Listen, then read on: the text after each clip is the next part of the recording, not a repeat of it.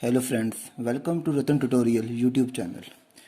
आज इस वीडियो में हम ऑर्गेनिक केमिस्ट्री की बेयर विलेजर ऑक्सीडेशन रिएक्शन को डिस्कस करेंगे। साथ ही साथ कंपटीशन में पूछी जाने वाली इसकी कुछ प्रॉब्लम्स को हम क्या करेंगे, डिस्कस करेंगे। नाउ सबसे पहले बेयर विलेजर ऑक्सीडेशन होती क्या है।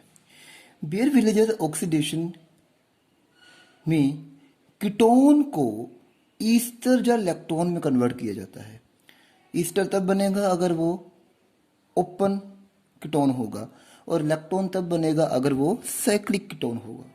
किसकी हेल्प से करते हैं? With the help of peroxy acid. तो याद रखिए, oxidation of ketone with peroxy acid, in this case ketone is converted into ester or lactone, that is called Weyer-Williger oxidation.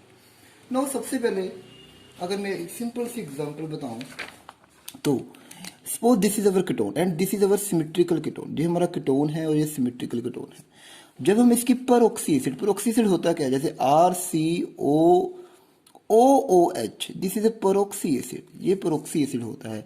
जब हम कीटोन की ट्रीटमेंट पेरोक्सी एसिड में करते हैं और इसको एक्सीलरेट करने के लिए हम थोड़ा सा एसिड, डिल्यूट एसिड यूज कर लेते हैं, ज़्यादा स्ट्रॉन्ग एसिड नहीं तो एसिटिक एसिड यूज कर सकते हैं। दिस में भी एसिटिक एसिड, ये एसिटिक एसिड हो सकता है। तो ये क्या करता है, थोड़ा कार्बोनिल ग्रुप को में ऑक्सीजन की प्रोटोनेशन को करके कार्बोनाइल कार्बन की इलेक्ट्रोफिलिसिटी को क्या कर देता है, इंक्रीज कर देता है। तो इस तरह से जब हम किसी कीटोन को पेरोक्सी एसिड से ट्रीट करते हैं तो यहाँ पर फॉर्मेशन होती है कीटोन ईस्टर की, there is formation of ester. तो यहाँ पर कीटोन की क्या हुई, ऑक्सीडेशन हुई। किसकी हेल्प से? पेरोक्सी एसिड से। तो जिससे कीटोन किस में चेंज हो गया, आपका ईस्टर में चेंज हो गया। ये जो रिएक्शन है वेयर-विलेजर ऑक्सीडेशन, ये बहुत ज़्यादा यूजफुल रिएक्शन है। क्योंकि फर्दर सपोज कर लो मुझे अल्कोहल को किस में कन्वर्ट करना है, मुझे कीटोन को किस में कन्वर्ट करना है, अल्कोहल में। तो अगर पहले मैं कीटोन को किस में चेंज करूंगा, ईस्टर में। ईस्टर में चेंज करने के बाद अगर मैं इसकी क्या कर लेता हूँ, हाइड्रोलिसिस कर देता हूँ। क्या कर देता हूँ, हाइड्रोलिसिस। तो यहाँ से ये ब्रेक हो जाएगा। अगेन आपको यहाँ से क्या मिलेगा, एक तो एसिड मिलेगा प्लस आपको क्या मिलेगा, अल्कोहल मिलेगा। तो ये कीटोन को एसिड और अल्कोहल में कन्वर्ट करने का बेस्ट तरीका है। तो याद रखिए, अगर आपने किसी कीटोन को एसिड और अल्कोहल में चेंज करना है तो हम उसकी बेयर-विलेजर ऑक्सीडेशन करके उसको ईस्टर में कन्वर्ट करके, किस में कन्वर्ट करके, ईस्टर में कन्वर्ट करके, देन फर्दर उसकी क्या करके, हाइड्रोलिसिस करके हमें एसिड और अल्कोहल ऑब्टेन हो जाता है। तो this is A bear-villager oxidation. Now सबसे पहले हम बात करेंगे ये आपका जो पेरोक्सी एसिड होता क्या है। This is a our peroxy acid, that is a, सबसे पहले हम यहाँ बात करें meta chloroperbenzoic acid. It is a meta chloroperbenzoic acid. Meta position पर क्लोरीन लगा है और परबेंजोइक एसिड क्यों है, क्योंकि C डबल बॉन्ड OOH है। तो it is a meta chloroperbenzoic acid. याद रखिए ये ज़्यादा यूज़ किया जाता है, मेटा क्लोरोपरबेंजोइक एसिड को ज़्यादा यूज़ किया जाता है क्योंकि ये जो पेरोक्सी एसिड होता है ये स्टेबल होता है। एक तो ये स्टेबल होता है, दूसरा ये इजीली कॉमर्शियली अवेलेबल होता है। तो ज़्यादातर हम क्या यूज़ करते हैं, मेटा क्लोरोपरबेंजोइक एसिड। उसके अलावा बहुत ज़्यादा और भी काफ़ी पेरोक्सी एसिड होते हैं बट उनकी स्टेबिलिटी इतनी ज़्यादा नहीं होती। तो हम लेबोरेटरी में ज़्यादातर वो यूज़ करते हैं जो हमें ईजिली मिल भी जाए। तो जैसे ये ट्राईफ्लोरो पर एसिटिक एसिड भी एक पेरोक्सी एसिड है जिसका भी हम बेयर-विलेजर ऑक्सीडेशन में क्या कर सकते हैं, इस्तेमाल कर सकते हैं। नाउ याद रखो, जो वेयर-विलेजर ऑक्सीडेशन रिएक्शन है इसे हमें ज़्यादा हाई कंडीशन देने की जरूरत नहीं है। ये रिएक्शन माइल्ड कंडीशन में आ जाती है। और ये ओपन चेन साइक्लिक कीटोन और एरोमेटिक कीटोन के केस में बहुत इजीली होती है। इसमें ये प्रॉब्लम नहीं है कि ये एरोमेटिक में नहीं होगी या साइक्लिक में नहीं होगी। ये हर कंडीशन में, ओपन चेन हो चाहे साइक्लिक कीटोन हो चाहे एरोमेटिक कीटोन हो, ईजिली ये रिएक्शन हो जाती है। तो मैंने अभी आपको बताया कि अगर आपने किसी कीटोन को एसिड में चेंज करना है या अल्कोहल में चेंज करना है तो आप उसको पहले ईस्टर में कन्वर्ट करके इजीली उसकी हाइड्रोलिसिस करके एसिड और अल्कोहल को क्या कर सकते हो, ऑब्टेन कर सकते हो। नाउ अब हम एक मैकेनिज्म की डिस्कस करेंगे। Let we discuss the mechanism of Baeyer Villiger oxidation. सबसे पहले सपोज हमें एक सिमेट्रिकल कीटोन चूज करते हैं। Let we consider a symmetrical ketone. सबसे पहले हम सिमेट्रिकल कीटोन की बात करेंगे। तो याद रखिए RCOOR, ये हमने एक सिमेट्रिकल कीटोन चूज किया। नाउ इस सिमेट्रिकल कीटोन में सबसे पहले मैंने क्या कहा, हम थोड़ा सा क्या ऐड कर देते हैं, डिल्यूट एसिटिक एसिड, ताकि हम इसमें, इससे क्या हुआ आपके OH O की क्या हुई, प्रोटोनेशन हुई। प्रोटोनेशन होने से क्या हो गया, इस कार्बोनाइल का इलेक्ट्रोफिलिक करैक्टर क्या हो गया, इंक्रीज हो गया। तो याद रखिए इस कार्बोनाइल का क्या इंक्रीज हो गया, इलेक्ट्रोफिलिक करैक्टर। नाउ आपको पता है आपका ये पेरोक्सी एसिड है, this is your peroxy acid, it is A peroxy acid, you know this your, ये आपका जो ऑक्सीजन होगा it is A nucleophilic in nature, it is A nucleophilic in nature. ये आपका पेरोक्सी एसिड में ये वाला O क्या होगा, न्यूक्लियोफिलिक इन नेचर, और ये बहुत फास्टली इस कार्बन पर क्या करेगा, अटैक करेगा। और याद करिए it is a good leaving group, ये जो लगा हुआ है it is a good leaving group. तो पेरोक्सी एसिड में जो आपका एसिटेट आयन निकलेगा RCO negative, it is a good leaving group, आपको पता ही है। और साथ में जो ये वाला जो O है it is A nucleophilic in nature. तो इस न्यूक्लियोफाइल ने इस इलेक्ट्रोफिलिक सेंटर पर क्या किया, अटैक किया। अटैक करने के बाद धीरे धीरे जैसे इसका यहाँ पर अटैक हुआ, ये इलेक्ट्रॉन यहाँ आए, धीरे धीरे फॉर्मेशन ऑफ RCOH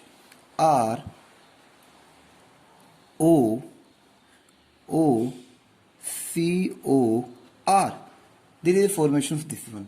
नो जैसे ये बना, अगेन यहाँ पर क्या, यहाँ पर आपका OH पॉजिटिव यहाँ पॉजिटिव आएगा, अगेन यहाँ से क्या निकल जाएगा, H पॉजिटिव बाहर निकल जाएगा। तो इस तरह से RCOH ROCOR। Now next step में क्या होगा, अगले स्टेप में आपका ये इलेक्ट्रॉन यहाँ आएंगे। जैसे ये इलेक्ट्रॉन यहाँ आएंगे, आपका एक कोई भी इनमें से कोई भी जो माइग्रेटिंग ग्रुप होगा, अब ये दोनों सेम है तो इन दोनों की माइग्रेशन पावर क्या है, सेम है। मैंने इसमें सिमेट्रिकल कीटोन की बात की है, किसकी बात की है, सिमेट्रिकल कीटोन की बात की है। तो सिमेट्रिकल कीटोन में अब इन दोनों का माइग्रेटरी एप्टीट्यूड एक जैसा है, दोनों की माइग्रेशन करने की पावर क्या है, एक जैसी है। तो इनमें से कोई भी माइग्रेट करेगा, तो जैसे ये इलेक्ट्रॉन यहाँ आए, ये माइग्रेट करके इस तरह से इस ऑक्सीजन के पास चला गया और it is a good leaving group, ये आया ए गुड लिविंग ग्रुप, बाहर चला गया। There is a formation of RCOH positive OR plus RCOO negative. Finally आपका यहाँ से आफ्टर वर्कअप यहाँ से प्रोटॉन अगेन बाहर निकलेगा, आपको क्या ऑब्टेन, ईस्टर ऑब्टेन होगा, RCOOR। तो याद रखिए क्या हुआ, आपके कीटोन के किसी भी CR के बीच में क्या इंसर्ट हो जाएगा, ऑक्सीजन। तो इस मैकेनिज्म को अपने दिमाग में रखना है। नाउ याद रखिए जो कार्बोनल कंपाउंड के इर्द गिर्द जो दो कार्बन लगी हुई हैं, उनके बीच में किसी भी कार्बन के बीच में क्या इंसर्ट हो जाता है, O इंसर्ट हो जाता है और आपका क्या ऑब्टेन हो जाता है, ईस्टर ऑब्टेन हो जाता है। बट डिपेंड करता है कि माइग्रेशन किसकी होगी, जिसकी माइग्रेशन होगी उस C के बीच में O इंसर्ट होगा। अगर तो आपका सिमेट्रिकल कीटोन है, अगर आपका कौन सा कीटोन है, सिमेट्रिकल कीटोन है, तो हमें कोई प्रॉब्लम नहीं है। क्यों, क्योंकि दोनों की माइग्रेशन क्या होगी, एक जैसी होगी। आप चाहे यहाँ O लगा दो चाहे यहाँ O लगा दो, सेम बात होगी, बनेगा ईस्टर। तो इस तरह से इसका this is the mechanism of this reaction. सबसे पहले प्रोटोनेशन की ताकि इसका इलेक्ट्रोफिलिक करैक्टर बढ़ाया जाए। और नाउ पेरोक्सी एसिड में ये जो O है वो न्यूक्लियोफिलिक का काम कर रहा है, इसने इलेक्ट्रोफिलिक सेंटर पर अटैक किया। फाइनली ये दोनों सिमेट्रिकल हैं तो इस R की माइग्रेशन हुई। Now it is a good leaving group. Finally आपका ये आपको ईस्टर प्रोडक्ट मिला। Now let we discuss this cyclic ketone. Again this is a cyclic ketone. जब इसकी क्या की, it is symmetrical cyclic ketone. याद रखिए सिमेट्रिकल है क्योंकि यहाँ इस कार्बोनिल के अराउंड दोनों तरफ से इन्वायरमेंट क्या है, एक जैसा है, तो इट इज सिमेट्रिकल। अगेन इसकी आपने किससे ट्रीटमेंट की, पेरोक्सी एसिड से की, तो आपका क्या बना, साइक्लिक ईस्टर बना, जिसे हम क्या कहते हैं, लैक्टोन। मैंने अभी बताया कि जो आपका पेरोक्सी एसिड होता है उसमें ये जो ऑक्सीजन होता है ये न्यूक्लियोफिलिक एटम होता है और ये क्या होता है, गुड लिविंग ग्रुप। अगेन अगर मैं इसका मैकेनिज्म ड्रा करूं तो मैकेनिज्म कैसे होगा, इस न्यूक्लियोफिलिक सेंटर ने इस इलेक्ट्रोफिलिक सेंटर पर क्या किया, अटैक किया। जैसे इस न्यूक्लियोफिलिक सेंटर ने इस इलेक्ट्रोफिलिक देर पर अटैक किया, there is a formation of this one. इस तरह से OH O COOR बना। नाउ ये बनने के बाद अगेन फिर क्या होगी, माइग्रेशन होगी। अब याद रखिए ये दोनों ग्रुप एक जैसे हैं, ये दोनों ग्रुप क्या है, एक जैसे हैं। वो माइग्रेशन होगी इस ऑक्सीजन पर, जो कि न्यूक्लियोफिलिक ऑक्सीजन है, उस न्यूक्लियोफिलिक ऑक्सीजन पर क्या होगी, माइग्रेशन होगी। तो याद रखिए, अब ये दोनों एक जैसे हैं तो माइग्रेशन चाहे ये करे चाहे ये करे, बात एक ही होगी ना। इसने यहाँ पर क्या की, जैसे ये माइग्रेशन की, ये इलेक्ट्रॉन यहाँ आए, इस ग्रुप ने यहाँ क्या की, माइग्रेशन की, और now it is a good leaving group. There is a formation of this type OH, 7 membering यहाँ पर फॉर्म होगी। इस तरह से आपकी क्या ऑब्टेन होगी, यहाँ पर आपको एक 7 मेंबरिंग ऑब्टेन होगी। और यहाँ का यहाँ क्या लग जाएगा, ये O, this O insert between this C, इस C के बीच में ये O क्या हो गया, इंसर्ट हो गया। फाइनली वर्कअप करने के बाद, जैसे आप वर्कअप करोगे, आपको जो फाइनल प्रोडक्ट है after workup, this is A final product. तो याद रखिए, आपका बेयर विद ऑक्सीडेशन कीटोन की क्या करता है, ऑक्सीडेशन। ये साइक्लिक कीटोन को किसमें चेंज कर दिया, इसने लैक्टोन में चेंज कर दिया। तो और अगर आपका क्या होगा, ओपन चेन कीटोन होगा तो वो किस में चेंज होगा, ईस्टर में। अभी तक हम जो बात कर रहे हैं ये सिमेट्रिकल कीटोन की बात कर रहे हैं। किसकी बात कर रहे हैं, सिमेट्रिकल कीटोन की।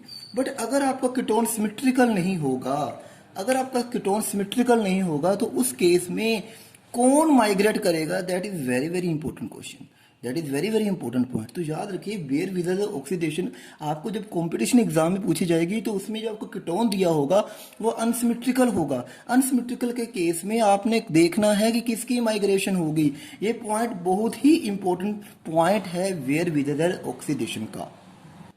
अब हम बात करते हैं कि कौन सा ग्रुप माइग्रेट करेगा अगर आपका कीटोन क्या होगा, अनसिमेट्रिकल। अगर आपका कीटोन अनसिमेट्रिकल हो, मींस दोनों आर ग्रुप अलग अलग हों, तो कौन माइग्रेट करेगा ऑक्सीडेशन के दौरान। तो याद रखिए, माइग्रेशन उसकी होगी जो अल्काइल ग्रुप मोर इलेक्ट्रॉन रिच होगा।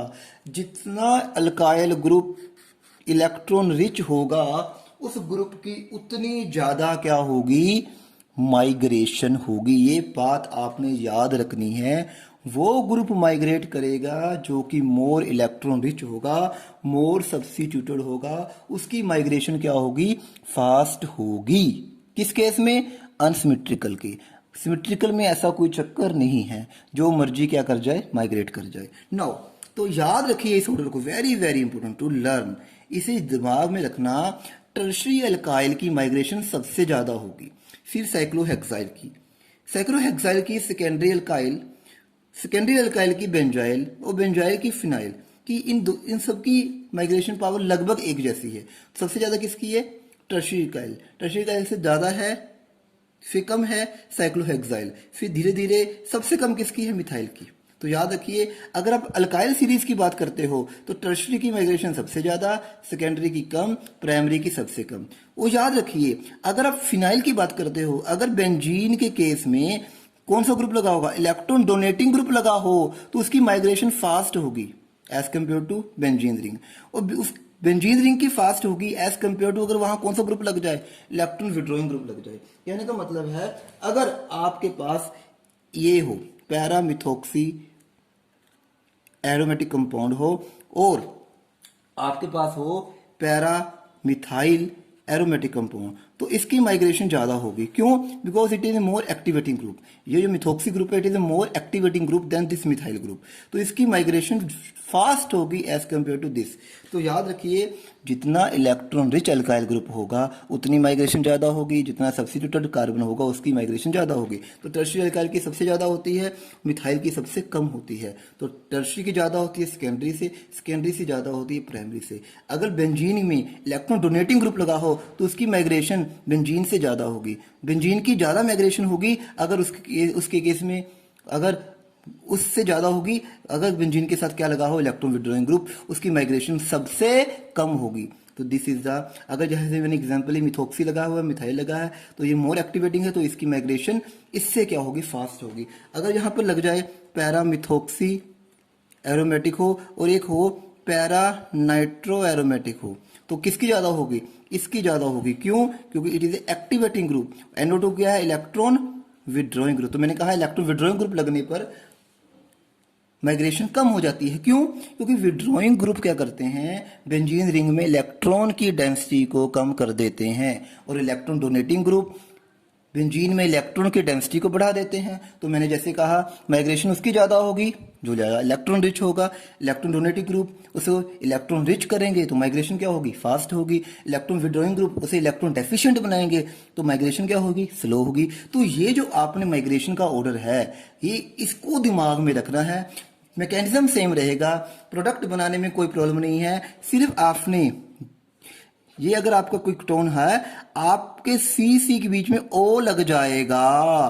किसके बीच में लगेगा, जिसके साथ क्या होगी, जिसकी क्या होगी, माइग्रेशन होगी। बस मैकेनिज्म मैंने ऑलरेडी डिस्कस कर दिया है इसका। तो जो ग्रुप माइग्रेट करेगा उसके सी के बीच में क्या लगा देना है, O. This is your final product. Let we discuss some problem. No this is some problem from competition exam. तो याद रखिए, अब मैकेनिज्म ऑलरेडी डिस्कस है। ये अनसिमेट्रिकल कीटोन है, क्यों, क्योंकि यहाँ बेंजीन रिंग है और यहाँ मिथाइल ग्रुप है। और किसके साथ ट्रीट कर रहे हो आप, पेरोक्सी एसिड से। कीटोन को देखा, पेरोक्सी एसिड को देखा, देखते ही क्या याद आ गया, बेयर विलेजर ऑक्सीडेशन। नाउ अब बेंजीन और मिथाइल में किसकी माइग्रेशन ज़्यादा है, मैंने क्या कहा था, बेंजीन और मिथाइल में फिनाइल रिंग की जो माइग्रेशन है वो ज़्यादा होती है। इसकी माइग्रेशन होगी, इसका मतलब जो ओ है, जो आपको न्यूक्लियोफिलिक ओ है, ये न्यूक्लियोफिलिक ओ कहाँ इंसर्ट करेगा, जिस ग्रुप की माइग्रेशन क्या है, ज़्यादा है। तो मैंने अभी ऑर्डर बताया था, फिनाइल की माइग्रेशन मिथाइल से क्या होती है, ज़्यादा। तो आपका ये ओ कहाँ लगेगा, जिसकी ग्रुप की माइग्रेशन होगी। इस तरह से यहाँ ओ इंसर्ट हो जाएगा। तो this is your product in case of unsymmetrical ketone. Now again this is very very important. Again this is A ketone, this is A ketone. अगर तो ये सिमेट्रिकल होता, तो अगर आप सिमेट्रिकल होता और आप meta chloroperbenzoic acid peroxy acid add करते तो कोई प्रॉब्लम नहीं थी। ये चाहे यहाँ लग जाता चाहे यहाँ लग जाता, नो प्रॉब्लम। इस तरह से आपका 6 मेंबर प्रोडक्ट बनता, चाहे ओ जहाँ लग जाता चाहे यहाँ, क्योंकि दोनों क्या थे, सेम थे। But now it is unsymmetrical, it is unsymmetrical. अब बताओ ये क्या है, टर्शरी। ये क्या है, टर्शरी। और कैसे पता लगा टर्शरी है, सॉरी इट इज ए, हाँ, क्योंकि इस कार्बन के साथ, फॉर इट इज सेकेंडरी, क्योंकि इस कार्बन के साथ 2 कार्बन लगे हैं, तो अल्काइल ग्रुप लगे हैं, तो it is a secondary, sorry it is a secondary and is a primary. तो मैंने क्या कहा था, इसकी माइग्रेशन ज़्यादा होगी। सेकेंडरी की माइग्रेशन प्राइमरी से क्या होती है, ज़्यादा होती है। इसकी माइग्रेशन ज़्यादा होती है इससे, तो आपका ओ कहाँ लगेगा, जिसकी माइग्रेशन होती है उन दोनों सी के बीच में लगेगा। तो आम बात है, आपका ओ कहाँ लगेगा, इस केस में आपका ओ यहाँ लगेगा। तो इस केस में इस ग्रुप की माइग्रेशन ज़्यादा है, क्यों, क्योंकि ये सेकेंडरी है, ये प्राइमरी है। तो सेकेंडरी वाली की माइग्रेशन प्राइमरी से ज़्यादा होती है, तो आपका ओ इन दोनों कार्बनों के बीच में लगेगा। याद रखना, जहाँ सिर्फ ओ इंसर्ट करना है, इस बात का ध्यान देते हुए करना है। कहाँ इंसर्ट करना है, उन सी के बीच में इंसर्ट करना है, जो ग्रुप क्या कर रहा है, माइग्रेट कर रहा है। और आपको माइग्रेटरी एप्टीट्यूड दिमाग में रखना है कि किसका माइग्रेटरी एप्टीट्यूड ज़्यादा है। तो इस केस में सेकेंडरी का ज़्यादा था प्राइमरी से, इसलिए आपका जो ओ है इन दोनों सी के बीच में क्या हुआ, इंसर्ट हुआ। Next, now this is very important problem, again very interesting problem. बच्चे आप इट इज योर लेप्टोन।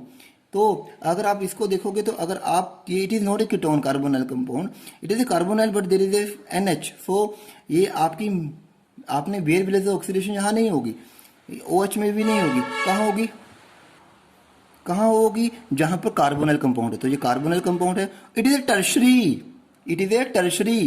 तो ये टर्शरी ग्रुप है, ये टर्शरी ग्रुप है, तो इसकी माइग्रेशन क्या होगी, फास्ट होगी। इसका मतलब आपका बाकी का सारा इस तरह से सेम रहेगा, सेम रहेगा। बाकी को कुछ नहीं करना, सिर्फ इस जो माइग्रेट करेगा वहां पर आपने उन दोनों सी के बीच में क्या लगा देना है, ओ लगा देना है। तो याद रखिए, एक वेरी वेरी इंपॉर्टेंट बात ये है कि जो ग्रुप माइग्रेट करता है उसकी स्टीरियोकेमिस्ट्री पर कोई फर्क नहीं पड़ेगा। बाकी देखो, बाकी किसी की स्टीरियोकेमिस्ट्री चेंज नहीं करनी। आपको जब ऑप्शन में 2-3 स्टीरियोकेमिस्ट्री चेंज कर देंगे, वो क्या करेंगे, इसको आगे है इसको पीछे कर देंगे ताकि कंफ्यूज हो जाए। तो बाकी की किसी की स्टीरियोकेमिस्ट्री पर कोई चेंजिंग नहीं आती। तो याद रखिए, बेयर विलेजर ऑक्सीडेशन में स्टीरियोकेमिस्ट्री पर कोई ज़्यादा फर्क नहीं पड़ता, स्टीरियोकेमिस्ट्री में कोई चेंजिंग नहीं आई। Now this is next problem. Again it is a methyl, it is a cyclohexyl. तो मैंने भी बताया था, साइक्लोहेक्साइल की माइग्रेशन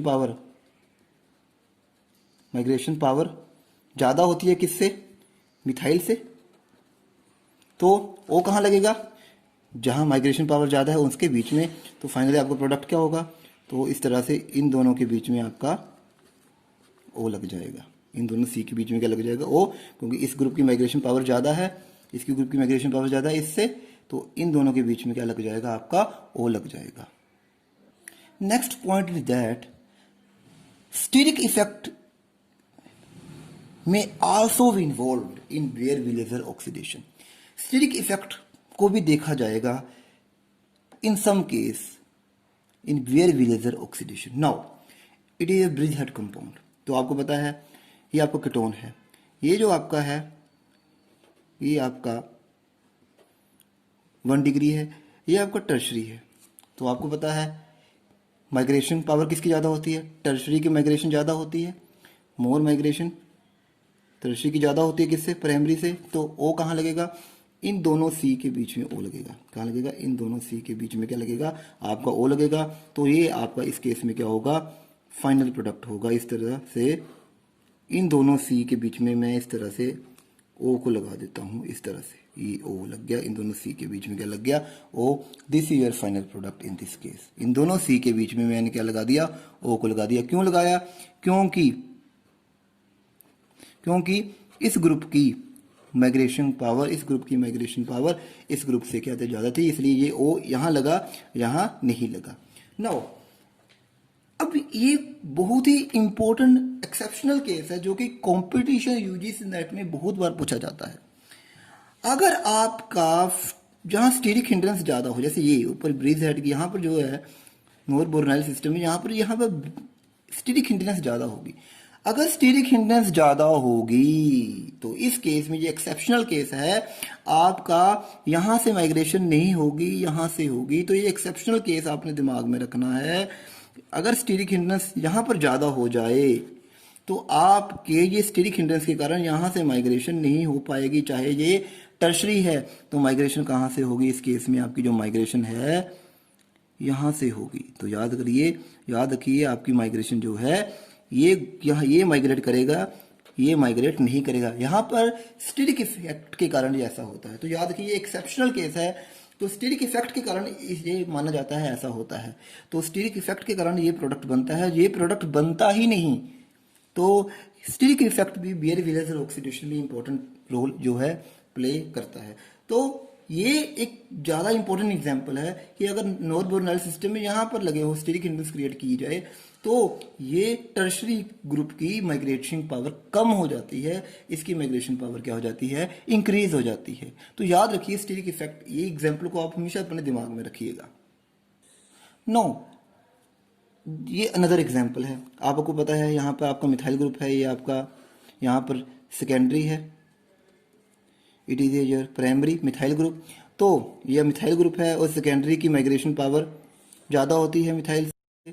तो कहाँ लगेगा, ओ यहाँ लगेगा। तो कहाँ लगेगा ओ आपका, इस तरह से यहाँ पर आपका ओ लग जाएगा। मैंने ये एग्जांपल इसलिए उठाई है, याद रखना इसकी स्टीरियोकेमिस्ट्री पर, जैसे ये आपका कायरल कार्बन है तो इसकी स्टीरियोकेमिस्ट्री पर कुछ चेंजिंग नहीं आएगी। जो ग्रुप माइग्रेट करेगा आपने उसकी स्टीरियोकेमिस्ट्री चेंज नहीं करनी है। ऐसा ना हो कि आप मिथाइल को आगे से पीछे कर दो, तो वो आपका ऑप्शन गलत होगा। आपके ऑप्शन में जरूर ऐसा होगा जिसमें आपके माइग्रेटरी ग्रुप की स्टीरियोकेमिस्ट्री ही चेंज कर दी जाएगी ऑप्शन में, जो कि आपका रॉन्ग ऑप्शन होगा। तो याद रखना जो ग्रुप माइग्रेट करेगा अगर वो कायरल कार्बन हो तो उस कायरल कार्बन की स्टीरियोकेमिस्ट्री चेंज नहीं होगी। इस बात को आपने याद रखना है। उसका जो ग्रुप आगे है वो आगे रहेगा, जो पीछे है वो पीछे रहेगा, जो इन प्लेन है वो इन प्लेन में ही रहेगा। Next is very important point. आपको पता है कि जो आपका परऑक्सी एसिड होता है, अगर आप किसी अल्कीन की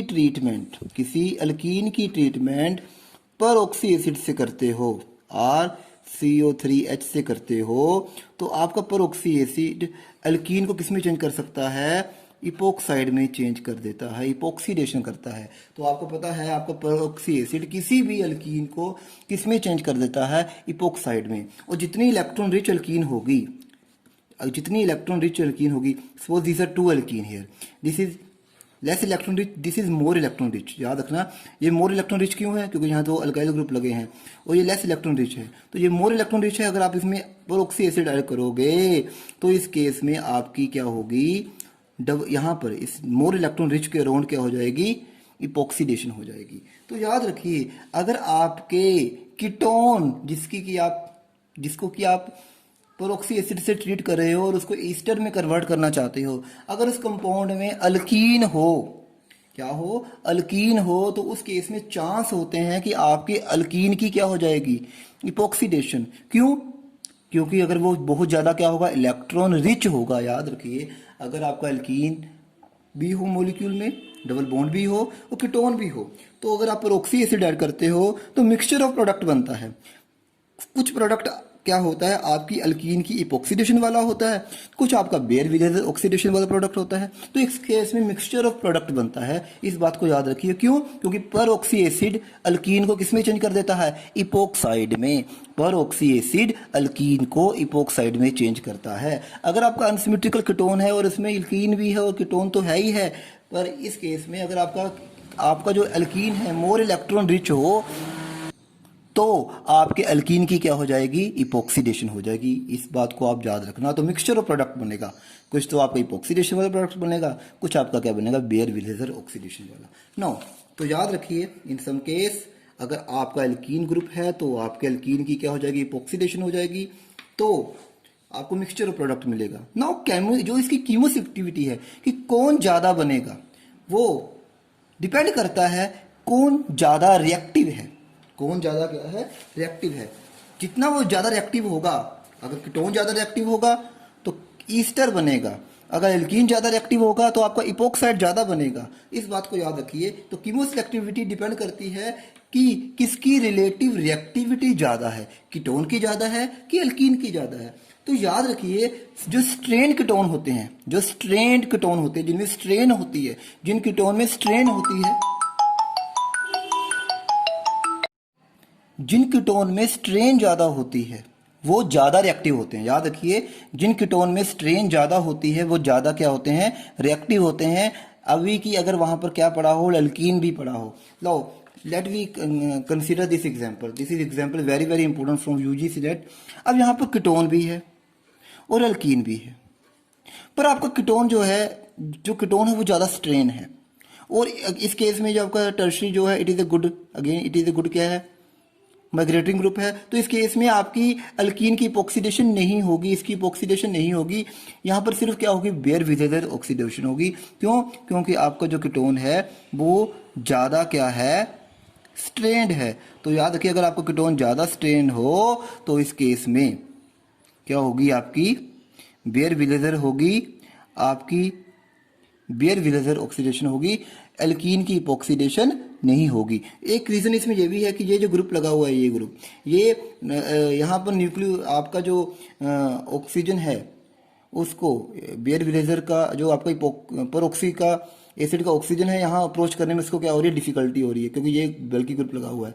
दूसरी बात है, ये एल्कीन बहुत ज़्यादा इलेक्ट्रॉन रिच नहीं है, ये एल्कीन बहुत ज़्यादा इलेक्ट्रॉन रिच नहीं है, और ये इलेक्ट्रॉन रिच ज़्यादा नहीं है। और दूसरी केस में ये इसकी माइग्रेशन पावर बहुत ज़्यादा है, इसलिए रिएक्शन यहाँ हो जाएगी, यहाँ पर नहीं हो पाएगी। तो ये भी याद रखिए, अगर एल्कीन बहुत इलेक्ट्रॉन रिच नहीं है तो इपोक्सीडेशन नहीं होगी, तो उस केस में बेयर विलेजर ऑक्सीडेशन होगी। अगर आपका कीटोन होगा और कौन सा ग्रुप माइग्रेटरी होगा, टर्शरी होगा माइग्रेटरी, तो इस केस में यहाँ टर्शरी ग्रुप है जो माइग्रेटरी है।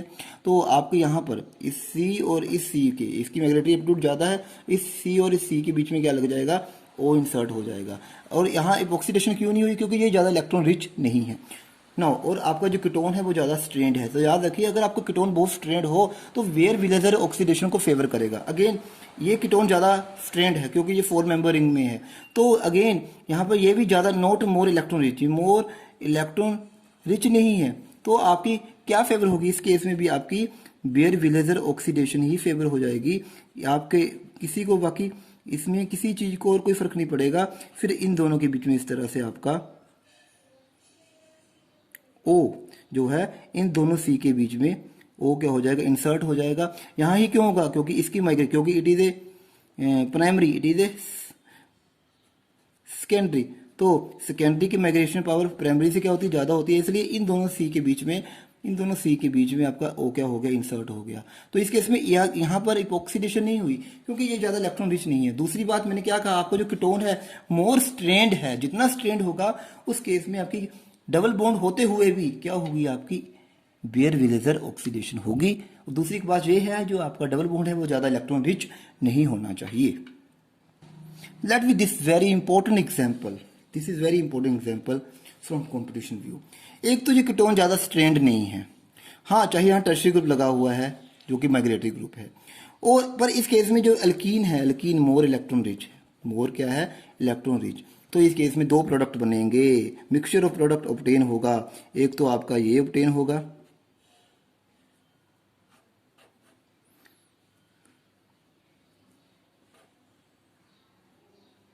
एक तो आपका ये ऑब्टेन होगा और प्लस साथ में आपका ये भी ऑब्टेन होगा,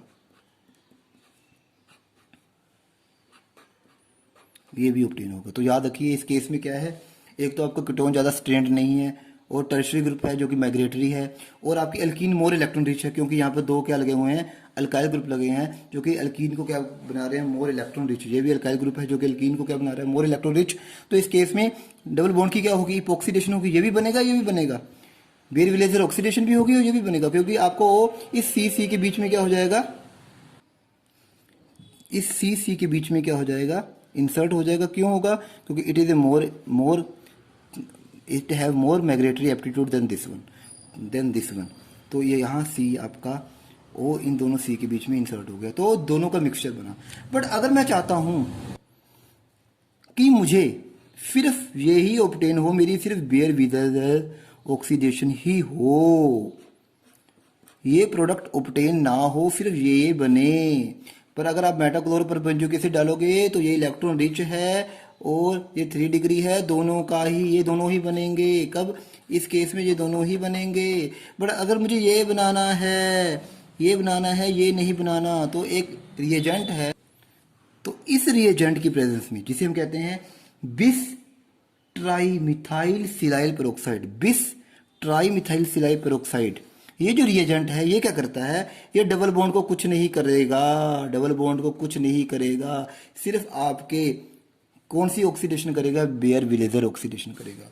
तो याद रखिए अगर ये रिएजेंट हो बिस ट्राईमिथाइल सिलाइल पेरोक्साइड, तो इस केस में अगर आपकी इलेक्ट्रॉन रिच अल्कीन भी होगी, अगर इलेक्ट्रॉन रिच अल्कीन भी होगी तो भी उससे कुछ नहीं होगा, आपकी ऑक्सीडेशन नहीं होगी, सिर्फ आपके कौन सी होगी, बेयर विलेजर ऑक्सीडेशन। और ओ कहाँ इंसर्ट करेगा, जिसका माइग्रेटरी एप्टीट्यूड क्या होगा, ज़्यादा है, इसलिए आपको ये ऑब्टेन होगा, सिंगल प्रोडक्ट ये ऑब्टेन होगा, ये ऑब्टेन्ड नहीं होगा। पर अगर आप क्या ऐड करोगे मेटाक्लोरोपेंटोइक एसिड तो ये भी ऑब्टेन होगा, ये भी ऑब्टेन होगा। ये ऑब्टेन क्यों हुआ, क्योंकि ये एल्कीन है, बहुत ज़्यादा इलेक्ट्रॉन रिच है।